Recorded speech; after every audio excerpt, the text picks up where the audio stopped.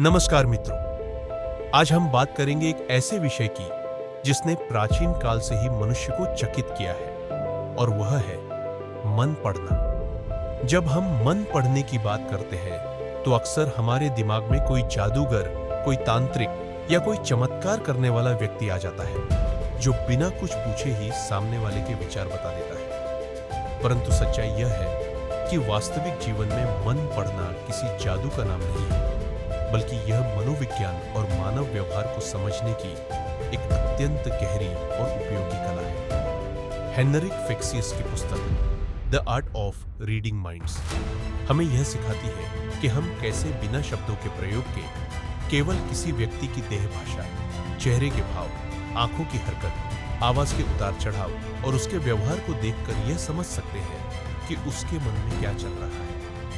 यह कला हमें न केवल लोगों के विचारों और भावनाओं को समझने में सहायता करती है, बल्कि हमें अपने संबंधों को और मजबूत बनाने, लोगों के साथ गहरा जुड़ाव बनाने और उन्हें सकारात्मक रूप से प्रभावित करने की शक्ति भी देती है। अब प्रश्न यह उठता है कि यह कला इतनी महत्वपूर्ण क्यों है? सोचिए, यदि आप अपने मित्र, जीवन साथी, सहकर्मी या किसी ग्राहक के मन की बात बिना कहे ही समझ जाए तो आपके संबंध कितने सहज हो जाएंगे। बातचीत में गलतफहमियां कम, निर्णय लेना सरल और लोग आपको अधिक बुद्धिमान विश्वसनीय हैं। यही कारण है कि इस पुस्तक में बताई गई मुद्रा हमारे दैनिक जीवन में अत्यंत उपयोगी साबित हो सकती है।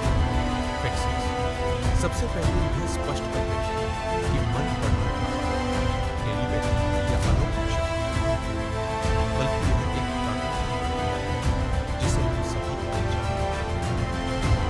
जब कोई व्यक्ति उदास होता है तो हमें उसके चेहरे से, उसकी आंखों से, उसकी चाल से पता चल ही जाता है। जब कोई अत्यधिक प्रसन्न होता है तो उसका उत्साह हमें महसूस होता है।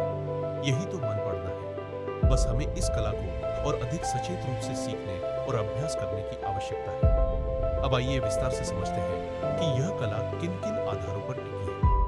सबसे पहला आधार है देह भाषा, बॉडी लैंग्वेज। हमारी देह हमारी मनस्थिति को प्रकट करती है। जब कोई व्यक्ति आत्मविश्वास से भरा होता है तो उसका चलना फिरना, बैठने का ढंग और हाथों की गति एकदम खुली और विस्तृत होती है।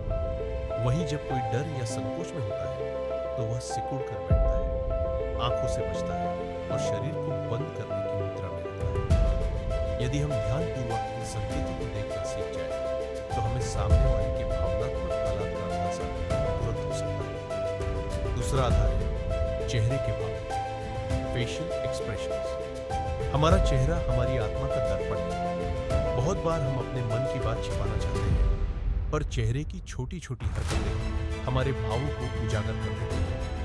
उदाहरण के लिए, किसी की भौं का हल्का सा उठना, होठों का झुकना या आंखों का कुछ पल के लिए चौड़ा हो जाना, ये सब ऐसे संकेत हैं जो यह बताते हैं उस व्यक्ति के भीतर क्या चल रहा है। तीसरा आधार है आवाज और स्वर, टोन ऑफ वॉइस। केवल यह नहीं कि कोई क्या कह रहा है, बल्कि यह भी महत्वपूर्ण है कि वो कैसे कह रहा है।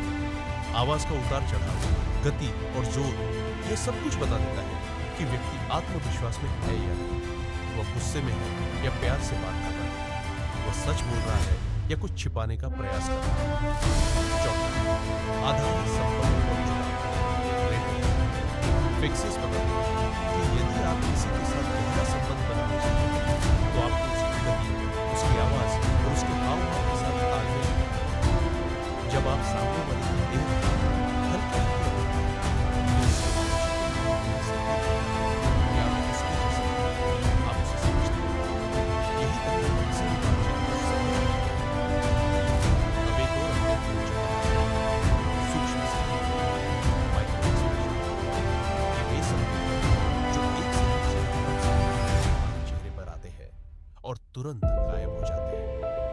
उदाहरण के लिए, कोई व्यक्ति झूठ बोल रहा है, लेकिन एक क्षण के लिए उसके चेहरे पर डर या अपराध बोध झलक जाता है।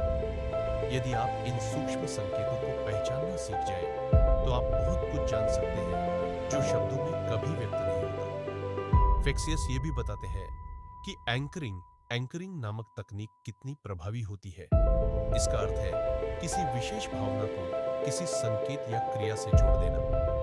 मान लीजिए कोई व्यक्ति जब भी आपकी पीठ थपथपाता है तो आपको आत्मविश्वास महसूस होता है। अब यदि वह बार बार वही क्रिया दोहराएगा तो आपका दिमाग उसी भावना को फिर से महसूस करेगा। इसी प्रकार यदि आप किसी को किसी सकारात्मक अनुभव के समय किसी विशेष शब्द या इशारे के साथ जोड़ दें तो भविष्य में वह शब्द या इशारा उसके भीतर वही सकारात्मक भावनाएं जगा देगा। अब प्रश्न यह उठता है कि क्या यह सब केवल दूसरों को प्रभावित करने के लिए?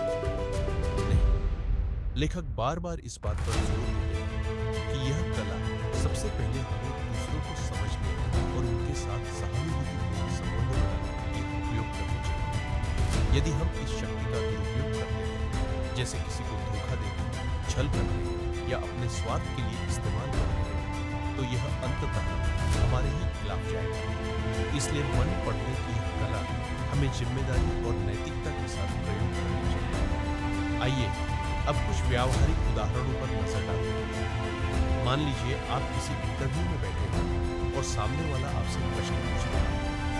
आप उसके चेहरे और देह भाषा से यह समझ सकते हैं कि